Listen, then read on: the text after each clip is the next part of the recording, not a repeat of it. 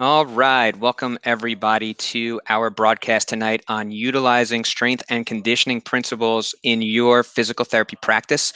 I'm Dr. Brett Gestenbaum of Covalent Careers, and I'm here with Dr. Michael Masi. Give me 1 second. The sound always comes up on the YouTube screen over here. But I am with Dr. Mike Masi. Dr. Mike has a whole host of letters and credentials after his name, so I am going to let him go through his history. Just a brief background on Mike and I. Mike and I both went to Nova Southeastern University, graduated in 2014.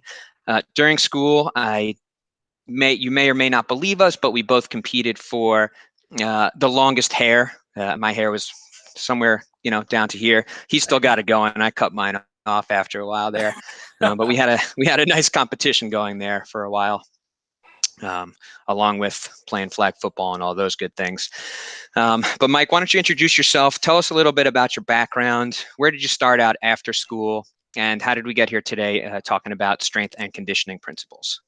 Yeah, absolutely. Actually, a lot of this stuff started in school. I remembered, man. All right, so in school, while we were, while we were in school, I basically went out and sought out this continuing education, or this kind of like supplemental education in strength and conditioning, right? So that's when I got my strength and conditioning certification with NSCA.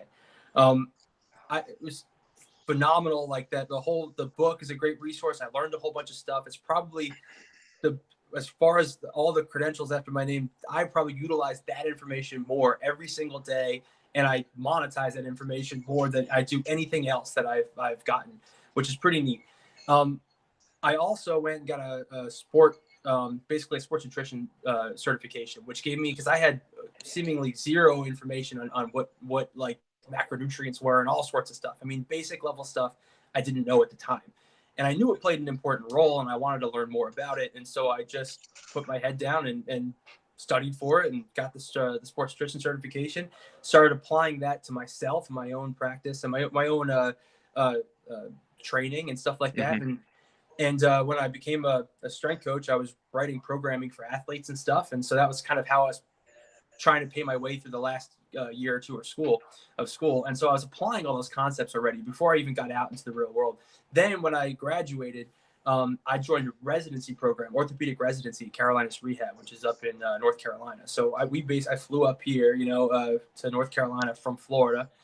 Had that residency program. It was great. I mean, it was a year long, did awesome, became an orthopedic specialist, then decided to do it again for a sports specialist. So I became a sports specialist the next year. I got a few other certifications in trigger point dry needling with myopain seminars, which is really cool. We could talk about that a little bit too if you need to. I mean, that's always a fascinating kind of topic, especially for you. Well, actually, out in California, I don't think dry needling is allowed, right? Is that true? Quite frankly, I have no idea. Okay, well, I know in Florida it's not. I don't know about California. Yeah. So at least recently, and so anyway, but it is a cool technique.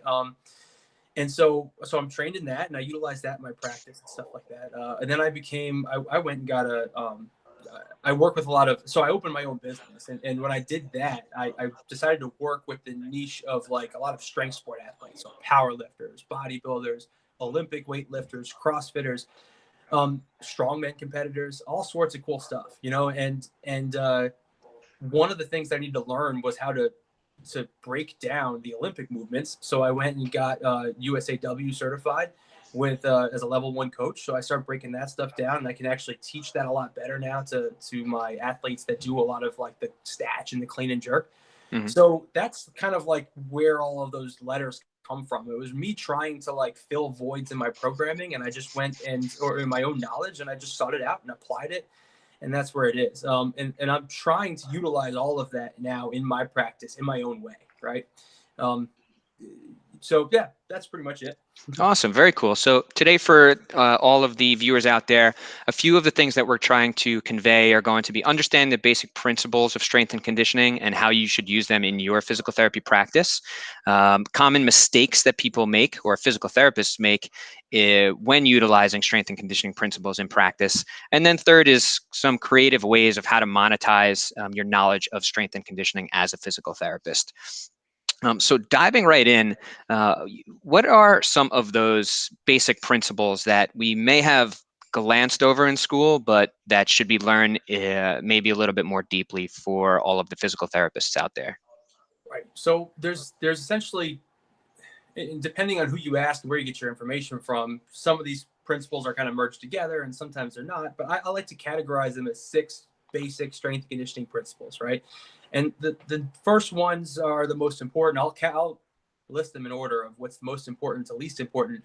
But ultimately the ones that are most important are going to be like the more obvious ones that everybody kind of knows off the top of their head, makes the most sense. And so the number one strength and conditioning principle is specificity, right? So if we're going to train somebody for, let's say, a marathon, right? You want to make sure that you're running in lieu of, in training for that marathon, right? Because you can train your legs, and then by squatting, lunging, deadlifting, whatever, and you can train hard and frequently and do all those things. But if you're not running, it's going to be hard to actually run on race day. That's essentially what specificity is, right? And so getting that down is the number one most important thing. Number two, you have progressive overload is the next one, and it's pretty self-explanatory. We could definitely dive into that. That's a huge principle.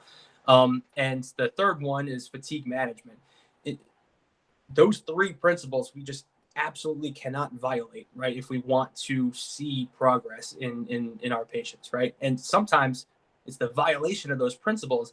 When you take a detailed history, especially with like, I don't know if you notice in patient care, when you have somebody who has this insidious onset of pain, they just kind of have this back pain that kind of came out of nowhere, and you're like, well, we got to make sense of the situation. Usually it's because they violated one of those principles, right, in their life, or and because of that, they now have these symptoms. If you figure that out, you teach them how to correct that. It's simple as that. They start correcting it, you stop the bleeding, they start getting better, and then so on, right? So we could dive into that later. I get ahead of myself. So the fourth principle is SRA. So it's called stimulus, recovery, adaptation. And there's more to that. Variations, the fifth principle. The sixth one is phase potentiation, right?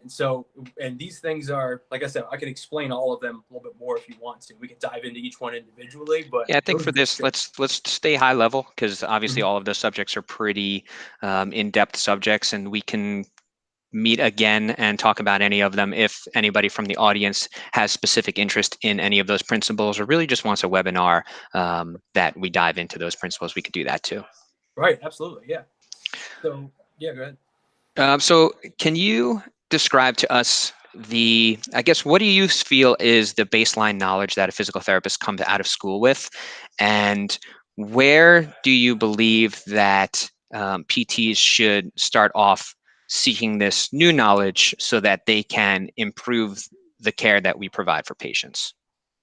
Well, so I have a theory, and I think that when a lot of people come out of school, and I don't know if you felt this way coming out of school and getting into the real world, but I certainly did, even with a lot of this information. And I know a lot of the students that I have, even as much education as you can give them and as preparation as you give them, they still kind of feel almost like when they get into that scenario, they feel almost like fraudulent. They're like, okay, I'm not I shouldn't be treating right now or whatever. And they get that kind of that syndrome where they think that they're not ready to be there. And my theory is that a lot of that's because they didn't quite get that practical application and how to apply all of this stuff. So what I mean by that is like you asked, like, what's the things in PT school that we got and what did we not get? And I think that in this situation, we we we got a lot of information on how to how to diagnose pathoanatomic injuries and stuff like that. But understanding how that got there to begin with is super important, and a lot of that comes from the understanding of these principles. Like I mentioned, right? Like fatigue management is a simple one. If somebody is just sitting for a certain amount of time or doing any activity for way too long, right? They're not conditioned to handle that. They're violating that principle. We need to understand that, and we need to say, like, what does your activity look like throughout the week? We need to take that history. We need to understand that okay, this muscle is under this much strain, and you're only getting, like, however much rest in between bouts of doing this repeatedly. And your activity outside of that involves no conditioning of those tissues, right? So you're just breaking this down over and over again repeatedly. That's like, if you ask a bodybuilder to do bicep curls, like, 3 sets of 20, right, every single day, there's going to get to a point where it's too much of a stimulus to actually recover from. Anyway, I think that's so I think that's the understanding. It's like how do these pathoanatomic injuries come about, right? And those, if you understand the principles, you can answer those questions often. So that's interesting. I think one of the biggest things that you mentioned there was how did you feel when you came out of school? And that's an important question. And I think a lot of times there's from what I've seen, there's kind of two different feelings. There's the overconfident and there's the underconfident. And most of the time you don't find that middle ground where people feel the right amount of confident. Like, yeah, Right. I'm mostly confident in my work, but I know that there's a ways to go. So can you take us through your progression on the feeling side of things? Like how you felt when you graduated, Right. what you saw was the reality of the results that you were getting and the recognition of how far that you had to go, and then Mhm. how you feel now and the difference and impact that has made in the way that you treat your patients and the results that they see. It's interesting. So I felt confident when I was on my rotations. I think when those rotations ending PT school, I felt relatively confident in that situation because I was put in a very specific situation. You get used to the mechanics of that. You get used to that patient population. Um, but in reality, I was exposed to a small, like, as a microcosm of what really outpatient physical therapy is. And so when I got into the residency program, I was exposed to, I mean, you're put at a site specifically where you see a little bit of everything, right? And and you have to in order to be credentialed, the APTA credentialed residency program. Um, so because of that, I mean, my confidence was shot way down. I almost didn't know. I actually felt like I was like, I don't know what I'm doing. I don't belong here. Like, and it took a lot of. And what's really fortunate about the residency programs, you get a lot of great mentorship. You get people watching over you, helping you out. You have people to bounce ideas off of, and that's amazing. And that really got me through that moment. And I had other friends going through residencies in other places, and that helped a lot. It really did. If I didn't have that, I don't I don't know how I would have reacted. Since then, I became an orthopedic specialist because I mean I studied that stuff. I mean I'm a little bit more type A when it comes to those things, but I I really tried to I really put my mind to it and worked hard at it and tried to figure out each one of those scenarios and how would I operate. In Not everybody's different. So obviously, if you see like civic six people with shoulder impingement, right, you may have to treat them a little bit differently depending on what their goals are and things like that. But I think when things started to click for me is when and I know this goes back to our topic, but when things started to click for me is when I started realizing that as long as I bring people back to the basic principles, I can't be wrong. I can make sense of every scenario as long as I bring people. Because here's an interesting saying that stuck with me. It's like the world always makes sense. So if you're looking at something, you're like, why are they not getting better? That doesn't make sense. It's like, well, if you make sense of it, you'll figure out exactly what's wrong with that. So go to the basic principles, right? No one's going to be define gravity or thermodynamics, right? So like if you ever ask somebody to, hey, why aren't you losing weight? I'm prescribing 1,000 calories a day. It's like, oh, I don't know. And then you look at what they eat and it's 2,000 calories. So you see what I'm saying? Like there's always something that makes sense in this scenario. So you go back to the principles. And then when I realized that, I was like, oh, so I can just basic my training off of these strength and conditioning principles, right? And I can base my therapy off of these. And not only will it make me a better diagnostician because I can realize where all of these issues are coming from, but I can also plan what their home exercise program out, not just like so I could, if I wanted to, see them less frequently because they make them more independent of me. But I can also like give them a good discharge plan and say, okay, hey, you're going to go home with X, Y, and Z, and that's going to not only keep you out of trouble, but make you better than before you got into trouble, right? Super important stuff. So now, where I am now, to answer the last part of that question, is I'm very confident with treating these things. I'm extremely confident that someone can come to me and I can make them better in some way, shape, or form, and get and manage their symptoms and get them back to the functional level that they want to. And you know, it's So yeah, I would say that that's been my progression. It's been like, I started a little high and then I realized that I didn't really know everything. So I was in such a small world in those clinics. And then when I got exposed to the real world, I was like, it was overload for me. I had good tutelage and mentorship, and then that brought me back up. And then really when everything clicked, it was like that. I swear. It was like, I want to say like just over halfway through the residency, I was like, oh, this is starting to get really easy, because I started applying all of those principles. And now, I mean, it never falters. Someone will ask me a question. In fact, that's how I teach my students. They, if a patient asks a student a question and they don't know how to answer it, they come to me for the answer. I say, what do you know? Like, give me the principles about that subject, and then answer the question with that principle. And they do, and it works out well. And so you can always give an answer based off of those things, and not be wrong, right? Which is pretty neat. Okay, so very cool. A lot of great things that you said there. The first being the description of, I guess, that comfort curve coming out of school, which is, I feel super comfortable. Right. And then you get into clinic and you see how an experienced PT is treating, and you see a lot of different things that you didn't get in your 3 months of rotations, maybe 3 months of rotations in an outpatient clinic. And then you start feeling like, man, do I belong here? Yeah. And you go through that curve for a little bit, but as you come out of the curve, the more research you do and the more knowledge you get, the more experience you get, you start getting to that high side where it's like, I feel incredibly confident now because I've seen a lot, I've experienced a lot, I've seen a patient through all of these different progressions, and I understand the principles, the commonalities, like you were describing, between different people and different presentations of essentially the same thing. Right. Yeah, absolutely. Everybody's gonna apply. You have to abide by the same principles, right? And so if you're violating one of them, then you can, and you, it's now just a matter of fixing that one thing, right? So like we gave the example of fatigue management earlier.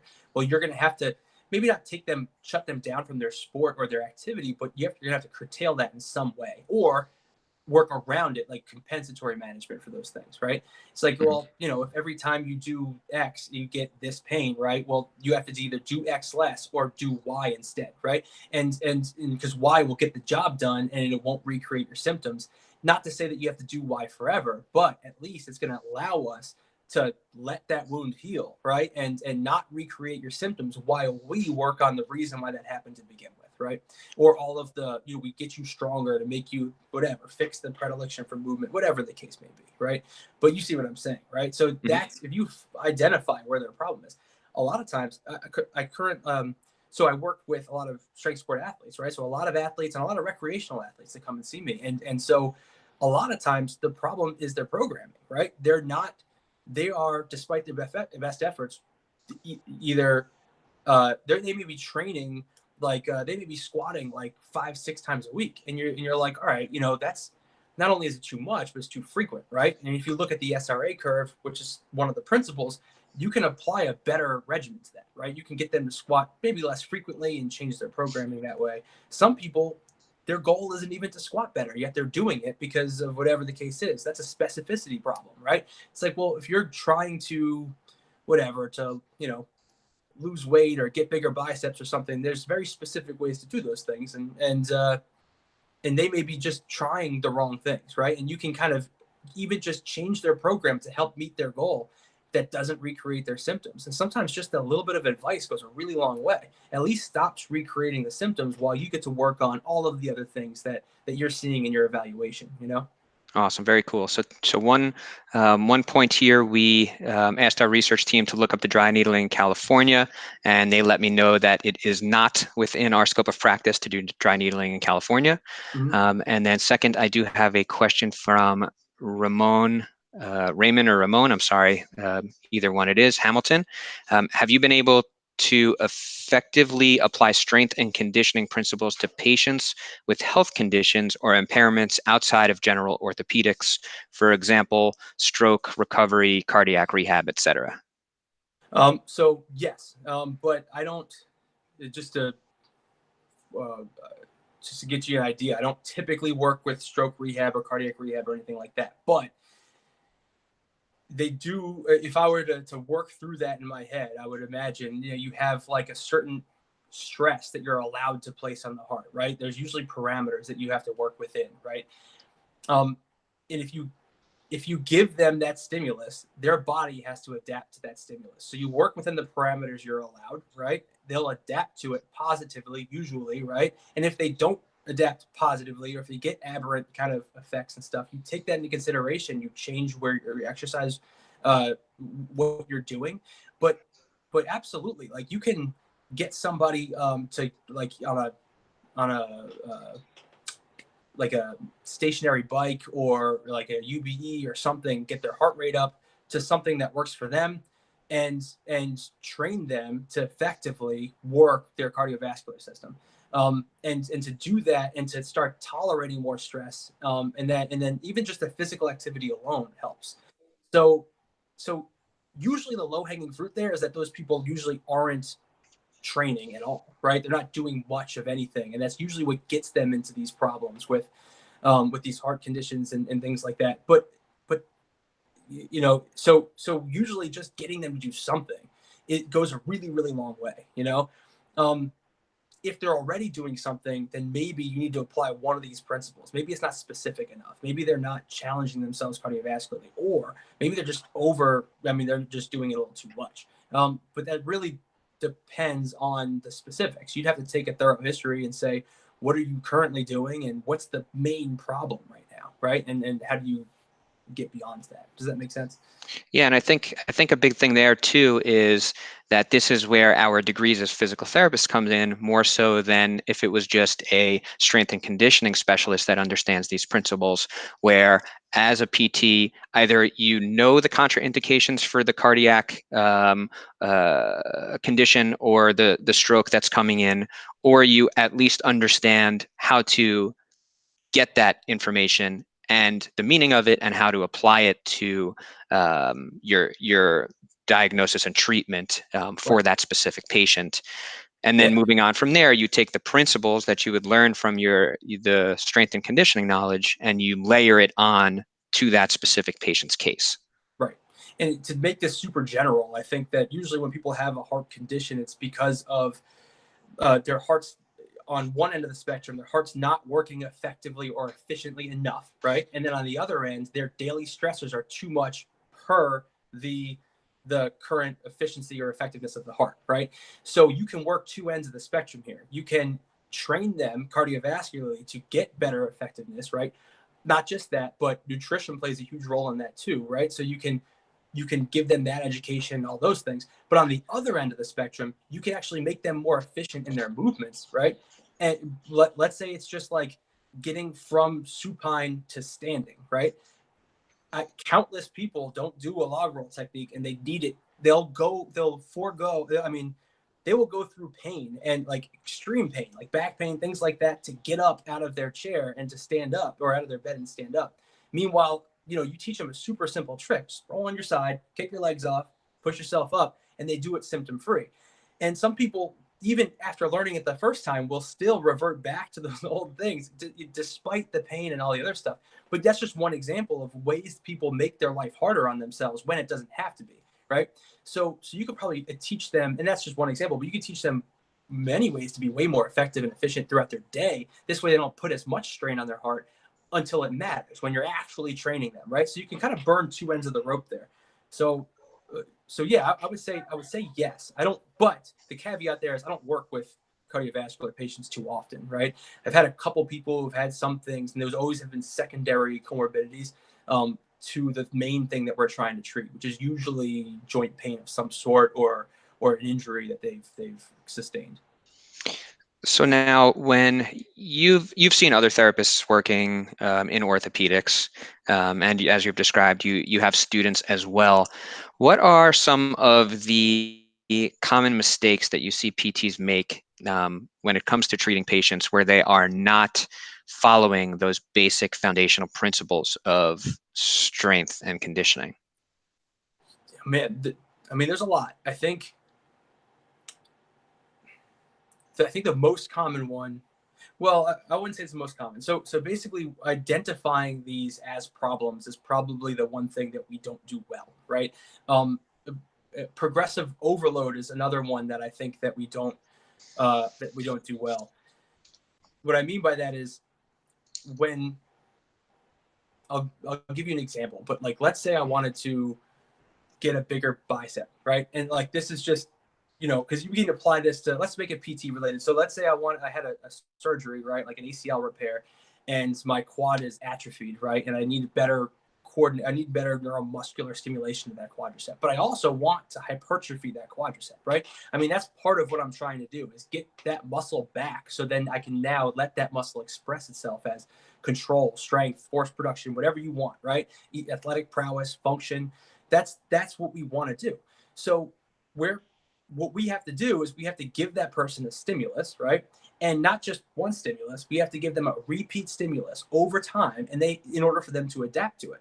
Just like the bicep example, no one ever got big biceps from doing one set of curls, right?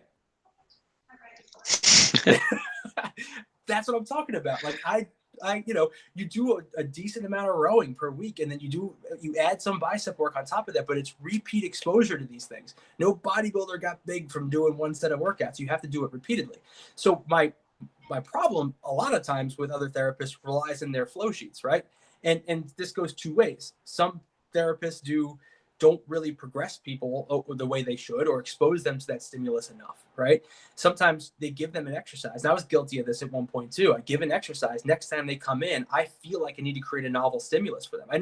I feel like I need to create a novel experience for them. So they're getting value out of this. Because if they do the same thing again, then they think, well, what am I going to this guy for, right? But the truth is, you have to explain to them, like, look, you have to do this again. And we'll add a little bit of resistance to it. We'll make it a little bit harder. We'll progress things in some facet. But I'm not going to give you a completely different exercise that works the quad on a whole new level just because you've done it once last week, right? Or even if you did it every day in your home program, that process takes weeks, if not months, to get back. So taking your time with that, but having that flow sheet reflect that progressive overload, super, super important, right? So what do you see as the mistake that happens? I know you described the way that it should go. Where do you see the flaw in the process most of the time, or commonly for maybe some less experienced therapists in an outpatient or an orthopedic setting, where they're going to see patients where they should be utilizing these principles more frequently? Well, there's a couple things here. So when you build like a home exercise program for this person, right? So because it depends. Like, I see a lot of therapists who utilize their home exercise programs, and I see some that really don't. They just say, hey, do what we're doing in here once a day or something like that. And I know that's an HEP, but at the same time, it needs to be a little bit more structured than that. Because so to answer your question, what I think is that where the problem lies is that we either progress people too quickly, or we move on to a whole new exercise, or you get those stale flow sheets that don't progress people at all. Like usually there's like when they're doing audits on documentation, the number one thing they'll look is we bill therapeutic exercises, the number one thing that we bill, right? And it's number one code that gets billed in physical therapy. So when they see therapeutic exercise getting billed over and over again, they'll look at the flow sheet, and on that flow sheet, they see the same exercises and they see it again. That's no longer considered skilled care to the auditor, right? So the auditor is saying like, okay, why do they need you again, right? And so it's your job to like just express in there that they need that. All you got to say is they need the repeat exposure to it, and have that understanding, or give them some minor progression somewhere, right? And because overload needs to be progressive as they can tolerate it. That's super important. So it's the stale progress, and then there's also people who just go the other end of the spectrum, who are like, it's like, okay, you did straight leg raises, now we are like, now it's time to do squats, right? And you're like, so what do you think, what do you think is the cause of that? Where do you think that either over or under stimulation comes from in our knowledge base, or in the way that a typical therapist looks at their progression? I think it's from a lack of understanding of how these people need to be progressed in their specific scenarios, right? So usually people post-surgically just getting back on their feet and doing things and not being bedridden, their muscles going to start hypertrophying again and just just from life itself, they'll start recovering. Tissue healing is going to happen. They're going to get more, all that stuff's working with you there. So you can progress people faster in those scenarios.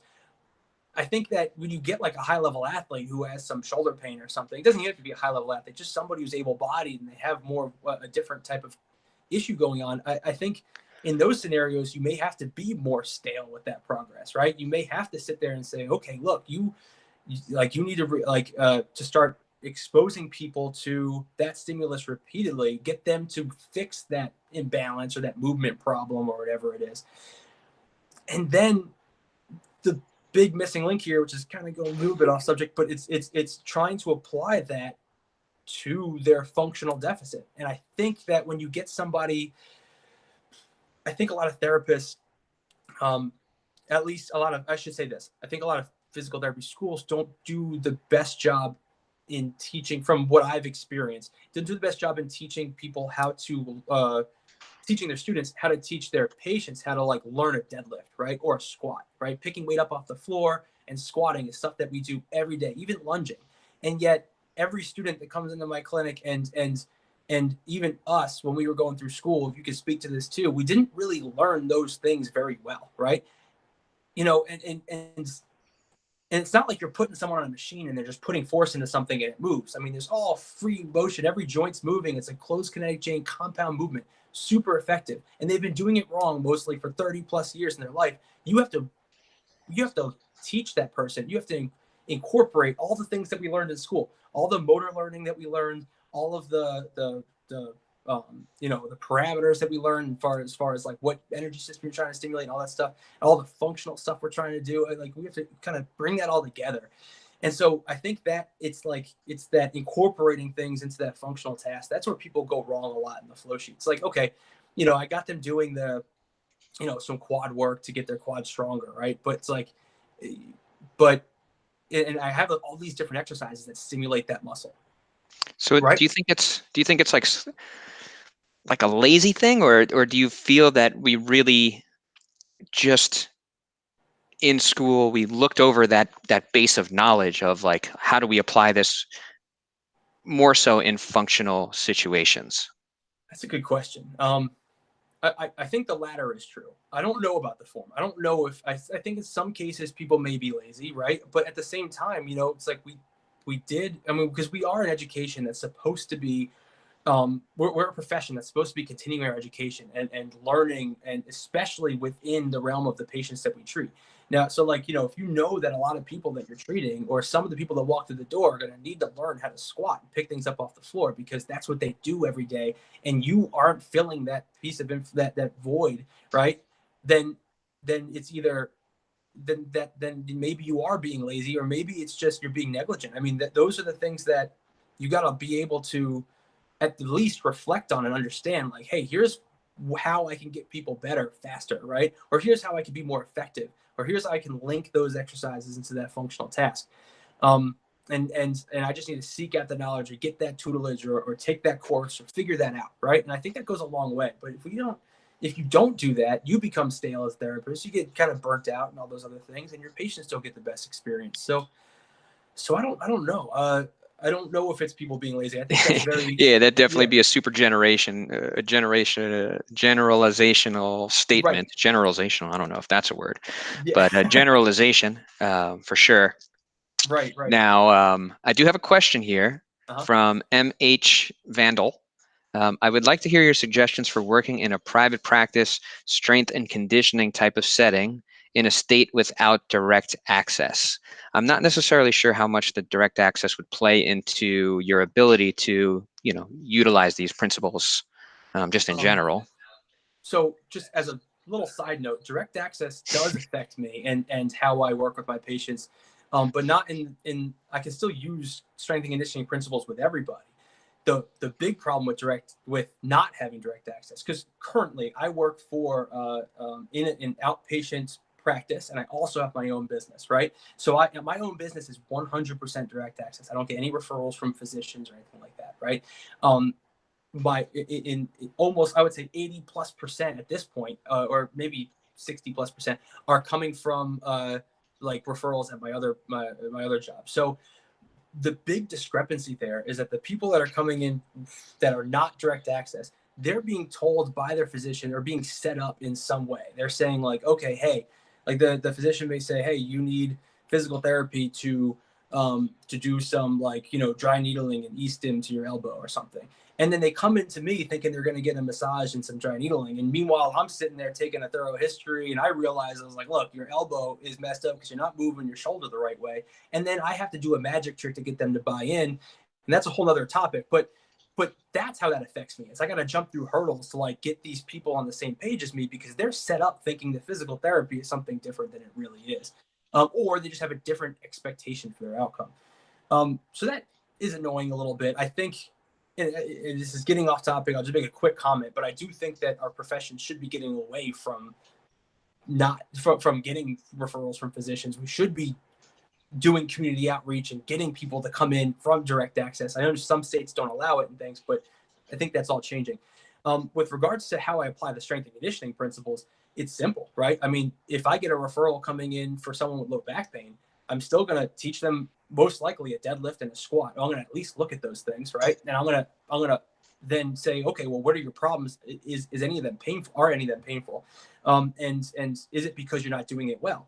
Right then and there, I'll put them in the painful situation. If I can make a correction and fix it, and I just train that over and over again. I may not even put my hands on them, right? And I just get them right into moving, you know? And because why sit there and massage muscle and things like that when you don't have to? All you got to do is give them a verbal cue or put a mirror in front of them or something. And now they're doing the thing that otherwise is painful. A good example is reaching overhead. People have shoulder impingement. You see like this happening all the time. Sorry if my pits are whatever. We were looking at my pits earlier. They're all right so, there. Yeah. Okay. So, you know, they do this, go into internal rotation. They don't really get a lot of motion from the scapula. They're just all jacked up over here, right? And then it hurts them, right? So what I do sometimes is I'll be like, well, before I even do a special test, like why crank someone into Hawkins-Kennedy position when you could just be like, all right, well, let's just see if you don't do that nonsense and reach up overhead. A good way is like use a door so they can't kick their elbow out. Say, keep your hand on the door, slide it up, shrug your shoulder a little bit at the top, see what you're getting. Is that painful? And sometimes they're like, no. And I'm like, that's your chief complaint. So do that 100 times right now. And they get through 20 and they're just fatigued and they're not sore. They're like, you have to take a rest. I'm like, that's fine. Do some more, right? Take your breaks. They come back the next visit sometimes saying they're fine, you know, or like, you know, they're a lot better. At the very least, they're not recreating their pain, and you get to like work on the things that otherwise, you know, all the other impairments. But it's immediate. Like if you can do that right off the bat, you're working strength and conditioning principles. Specificity, I have them reaching overhead. Progressive overload, I'm going to eventually turn just reaching overhead into doing it without the door, and then doing it with some sort of resistance, maybe like adding a band, scraping the rack, which is like a PVC pipe in a door frame, maybe doing a push-up plank going into down dog or a pike position. Now they're doing a fraction of their body weight in like a weight-bearing position. That's really good. Maybe it's a simple single arm overhead dumbbell press. Maybe it's like a barbell press, depending on who this person is. But I get them reaching overhead with weight. Sometimes I even just have them grab something like a kettlebell or whatever, and I have them reach into a cabinet and put it onto something weighted that's a little out in front of them. That's something that's a little bit more situational versus like a strict like lift or something. But whatever it is, strength and conditioning has everything to do with everything that I give them, you know? Mm-hmm. And so you know, so you got the specificity, the progressive overload, and then the fatigue management is you telling them, look, do this. Like, you know, you can see how they react to those 100 reps. If they get through 10 and they're exhausted, you may need to feel like, okay, let's calm this down. We'll cut it down to 10. We'll do 3 sets or something, and that may be enough. But if you sit there and give them 100 every single day, and then they're getting exhausted and they can't do anymore, and that may be a problem, right? Because you're now creating an environment where they're getting too much of a stimulus. So you can get an idea for their level of conditioning, and then just give them parameters based on that, right? And it's not going to be different for everybody. So if you have, I hate doing this, like throwing professions under the bus, but you see, like, you know, sometimes chiropractors in some models, what they do is they give the same patient education to everybody who has back pain, everybody who has shoulder pain. It's the same stuff. And it's like, you can't do that. You can't give the same printed out home exercise program to everybody who has back pain, because I can tolerate way more than, you know, 80-year-olds, like, you know, grandma or something who's never worked out a day in their life. We may both have back pain, but we can't be doing, and even if we do the same exercise, there's got to be a difference or discrepancy between them, you know? So that's interesting, because that leads into a question that we have here from Ramon Hamilton, which is, and what he says is, I think one of the reasons it's difficult for PTs to consistently apply strength and conditioning principles is scalability. So what systems do you use to create, modify, and track progress with your HEPs for multiple patients? What system do I use for multiple patients? So in my documentation system, I will document what I'm doing with them, and that flow sheet carries over for every single visit, right? So what happens is, excuse me. So what happens is, when the beginning of the day, I show up half an hour early, and I go through everybody's previous note. I see what they did, and I just progress it from there. And that's in the best case scenario. Sometimes, the patient comes in, they throw a wrench in your plan. They say, "Oh, now my knee hurts." Meanwhile, you're treating them for their shoulder, and then you got to do something that route. But you see what I'm saying? You have an idea for how this is going to go, and you just basically you progress it from there. There's no, I I don't use like a more of a like a cookie cutter approach, which is not terrible. Like some people do that. They'll say, okay, we go from, you know, upper extremity assisted squats to air squats to counterbalance squat to a goblet squat to a barbell back squat, if they ever get there, depending on what their goals are. So you just progress them into different higher levels of squats with more resistance and less dependence on other things. But for me, it's always, I just like to keep it different. Like, so I'll make it very specific to that person's goal. I hope that answered the question. I think that you were talking about what was the. Yeah, I think so. I think that from what I can read of the question, it's kind of more like, how do you find the time to provide more specific home exercise program to so many people? All right, that's a really good question. So in this situation, so this is where when you're working, when I have my own business, I work one-on-one with my patients. And I think I know it's another topic that we can get into and discuss, but that is super, super important. You see a lot of therapy practices that work with like they'll be delegating to aides and techs, and then they have like 2 or 3 patients, or they may only see them for the evaluation and they hand them off to other people. Those or maybe there's just no continuity of care. The patient comes in, they're with somebody different every time. I may be looking at the last person's note and I have no idea what they wrote because it's all esoteric. And I'm like, all right, well, let's just do this. Those are all problems that disrupt everything we're talking about, right? Mm-hmm. We want one-on-one care with these people. And if we get the one-on-one care, then you can literally write the note as they're doing the exercise. You can talk to them and things like that. You can put all that in. It's not too much of a burden on you. And at the same time, you're able to effectively give treatment to people that shapes and that fits them and what they need. Does that make sense? It If you're does. So doing that let's for too many people, that's a problem. Yeah, so let's put on Mike the businessman's hat here, Mhm. where we'll talk about a principle of physical therapy, physics, and also life and business, which would be the Love it. principle of leverage. So now you're talking about this one-on-one situation, which ultimately you're going to be able to likely provide the best care for a patient. But what happens when Mike the businessman wants to grow his business? How does that occur in these situations? Well, there's a few avenues you can go, right? So, I mean, you can. So the main avenue that most people go is they'll eventually get there. They're very time poor, right? They don't have a lot of time because they're spending a lot of time doing their care. They have to replace themselves or replace themselves in some aspect. So they get like a front desk staff or something like that to do all the administrative work. That gives them a little bit more free up time. They can do more marketing, whatever the case is. Then they hire someone to do the marketing. Then eventually they hire a therapist to work alongside of them and take the majority of the caseload. Depending on how your business is set up, you can do those things, and you create a system where there's cogwheels, and you're a cogwheel, and you replace yourself with another cogwheel, right? And then you free up your time to do other things, and then eventually you get a giant machine, right? So that's the most common way of doing it. That's like that whole turnkey business operation stuff. Where if you wanted to create a franchise and all this, that's eventually where that would go if you kept that going that route, right? That's one way to scale something.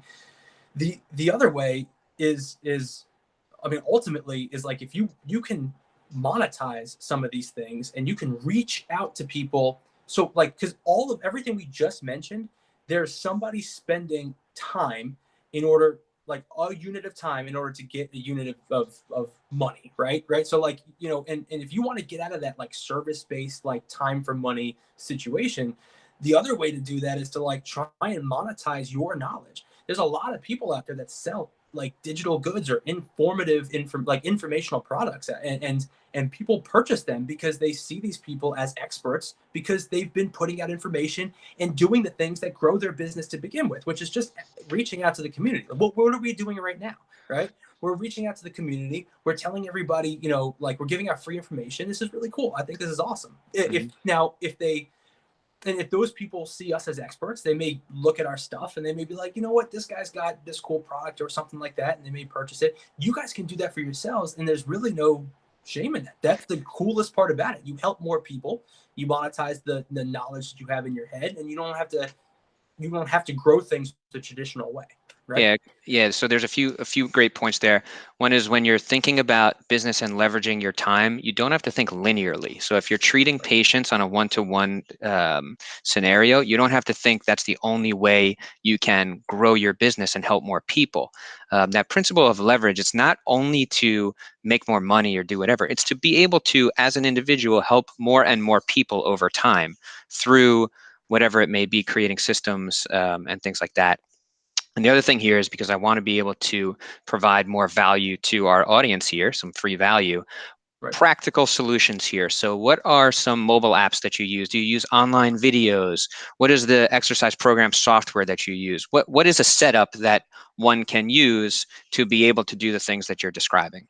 Man, it's a really good question. So, I mean, there's so many of them now, but it's kind of crazy because I'm so far removed from it.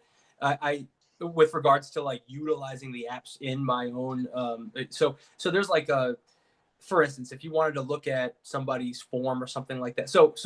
Well, let me backtrack for a second. I write programming for athletes online, right? And you can provide like distance physical therapy and things like that. So whether it's exercise programming, strength and conditioning wise, or whether it's like you're writing a rehab program for somebody, or you're just trying to like give them lip service over the internet or something, if you'll be looking at their form and you can take that video, draw on it and send it back, analyze it. I mean, you can even like voice over it and things like that. And there's a lot of cool apps like Coach's Eye and Huddle Technique, which are two apps that you can use that literally do all those things. Now the iPhone will do it by itself. I literally just take the video, save it, and I just draw on it and send it back to them like really quickly. And then they get that information right then and there, and they get like a visual cue of what to do. And then you can even send them a video of you doing it. So, I mean, if you practice what you preach, you probably have videos on your phone of you squatting or doing something, right? You just send them, hey, this is what I want to see, right? And this is what you're doing. And then you can even send it side by side. So that's really cool from that perspective. And then if you want to set things up yourself, I've recently discovered Excel, Microsoft Excel, right? And that's the most in-depth program I've ever seen in my life. I've scratched the surface and I've been able to do some really cool stuff and make things look pretty professional and put things together. If you're trying to put something together, like an exercise program, you can make things super structured, super organized. You can write drop-down menus and lists, and you can put formulas in there so that the data that they put in dictates what's going to happen in the future. And this way, there's no way that they can do something and mess something up. You can't violate fatigue management because or overload or specificity, because all of those things are controlled, right? Mm-hmm. And you could do those things all on that program. All you got to do is set up the template or the structure or whatever, and then you just apply what it is that they need. You may have a complete template that you use for everybody and just have a drop down menu and just click the actual exercise you want to give to that person and then send it, right? Those are, I mean, that's probably but you know, it requires having the template, but those are super simple things. I mean, take you like, I mean, if you already know how to use Excel, it'll take you like, I don't know, 30 minutes to make, you know, it's not too crazy. So I hope that helps from those perspectives. If there's something more specific that you want me to give you a resource for, let me know, and I can try and think of one. Yeah, if you could think of some maybe more specifics on that side of thing. The Excel thing is fantastic. Right. I'm obviously a big fan of Excel. You can literally do anything. You can create your business model that leads into these functional tools or whatever. As long as there's numbers involved, you can do it. And on that side of things, that sounds like something that you can share with the physical therapy community for $49.95. Yeah, right. But those tools are great. I've used your tool. You trained me, and I haven't been training as much as I should be. You gotta get those glamour muscles back, man. Oh yeah, man. But I do have a question here. How do you reach out to the community when you do not have much of a base success stories to support your expertise or knowledge? I can answer this one a little bit, which would be you have to start somewhere. So you can always reach out no matter what stage of your career you're in, because simply you have to gain those success stories. And the only way that you're going to be able to do that is to just go put yourself out there. Even if you have more expertise than your audience, which as a physical therapist, you are going to have more expertise on anything from physical training to rehabilitation, more so than the audience you're speaking to. And they're going to come see you because they don't have that knowledge, especially if you're talking about some sort of like beginner course. So start there, and you may feel scared, you may feel nervous, you may botch the whole thing, it may go completely terribly, but that's part of the learning experience. No big deal. You take those hits and then you move on. Yeah, just don't get hit in the nuts, and then it won't go viral, and then you'll be okay. It'll get Yeah, or if buried it in goes the annals viral, of the internet. you may be good too, because now everybody will know you, and you'll get those Well, yeah, laughs. yeah. No such thing as bad publicity, right? Yeah. And then I have a question here again, secondary to Bellin's comments, which we were just referencing. Do you advertise your services as a strength and conditioning physical therapist, or just incorporate those treatments once the patient comes in? That's a really good question. In fact, and both of those questions were really good. The first one being like, how do you reach out and where do you go? And you gave a great answer. And the truth is like, that actually made me think of, that book, The 4 Hour Work Week by Tim Ferriss. Really good book. He basically says in there, he's like, dude, all you need to do, he's like, like you may have an expertise in something already. But honestly, anybody can pick up, like, read the top 5 books in any category on any topic, and all of a sudden they know more than 95% of the population on that topic.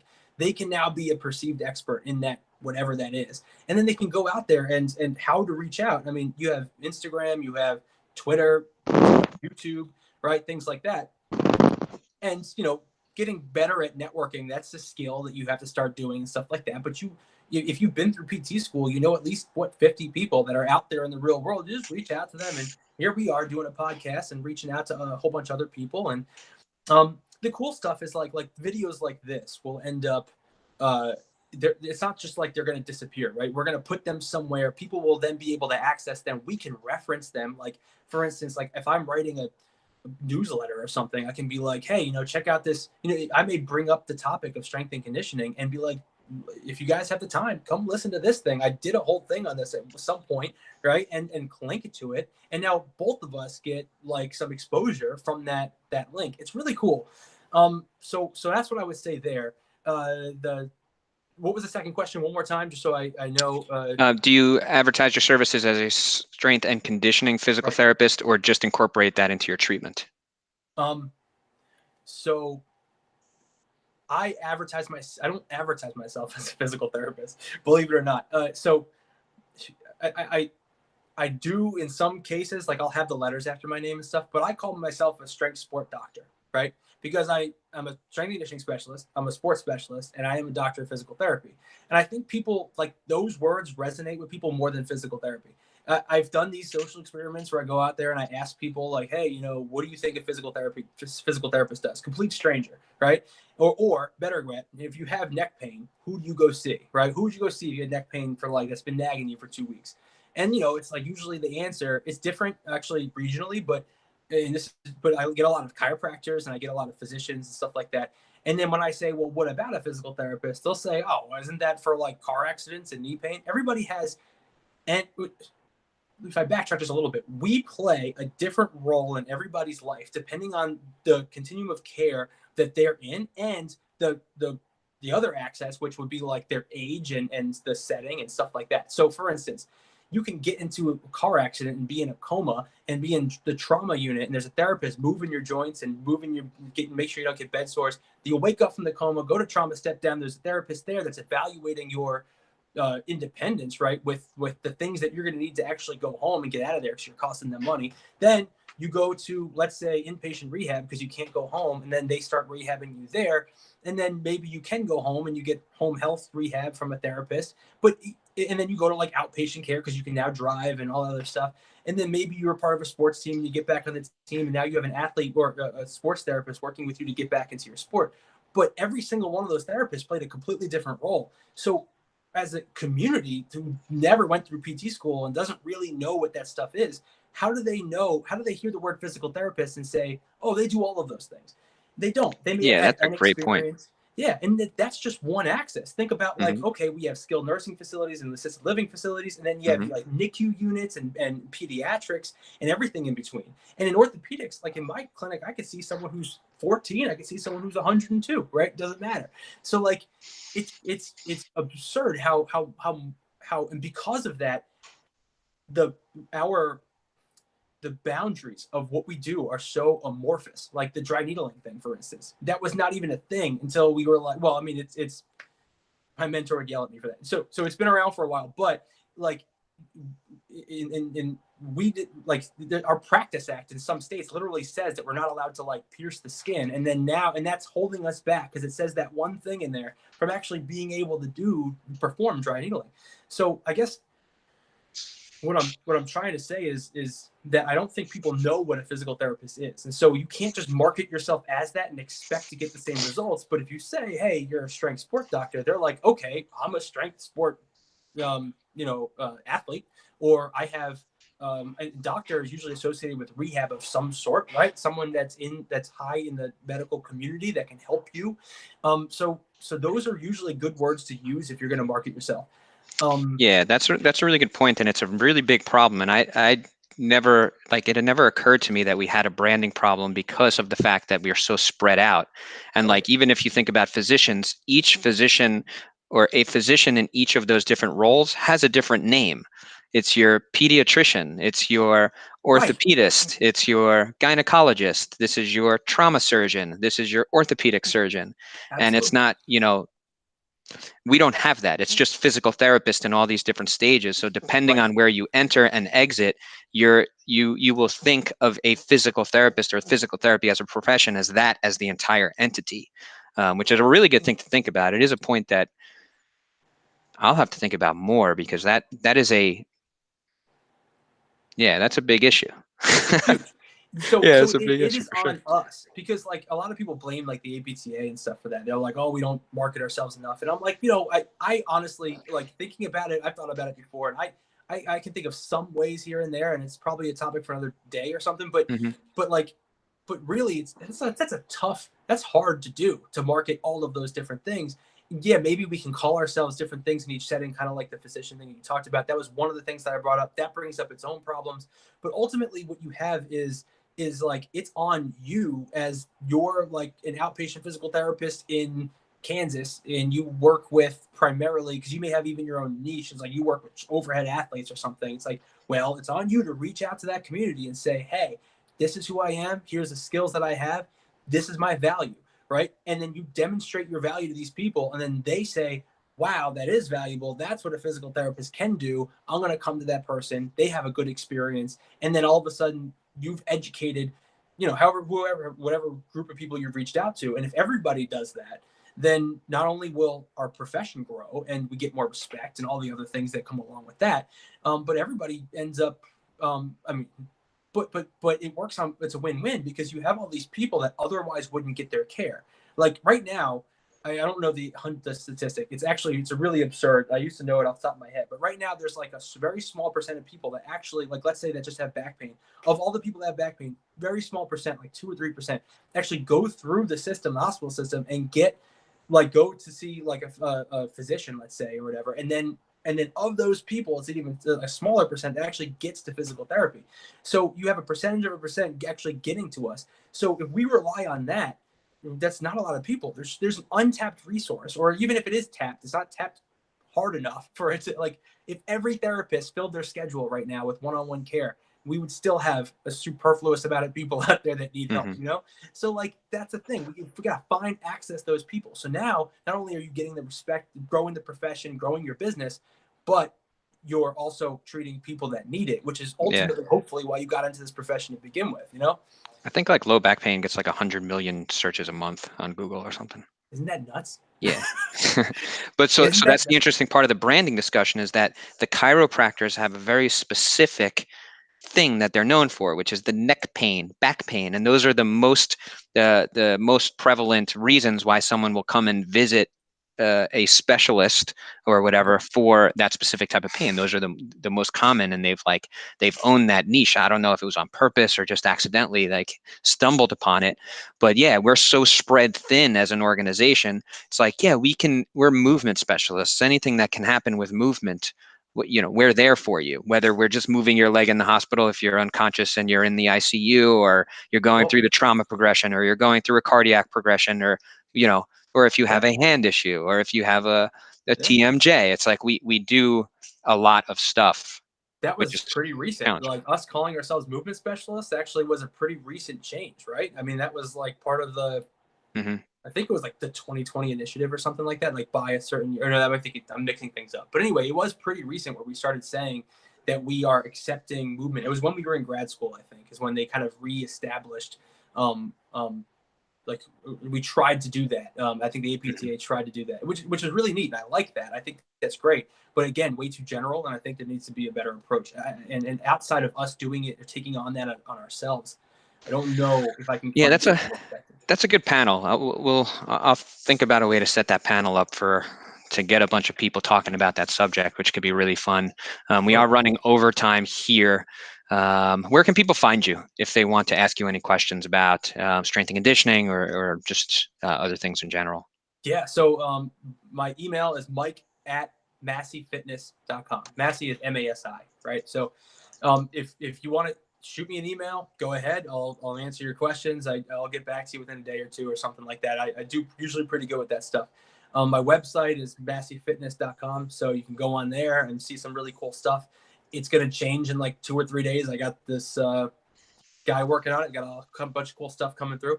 And my Instagram, I always have like, I try and keep my Instagram like with tidbits of information, but also with some personal stuff to show that I actually live that life. You know, so a lot of like, I work with a lot of powerlifters. So you'll see me powerlifting on there and stuff, and some funny things here and there. So if you want to be entertained, Masi_fitness, because for some reason Masi Fitness is two chicks in Australia that haven't been on their Instagram account in 4 years. What is it? So, At Masi what?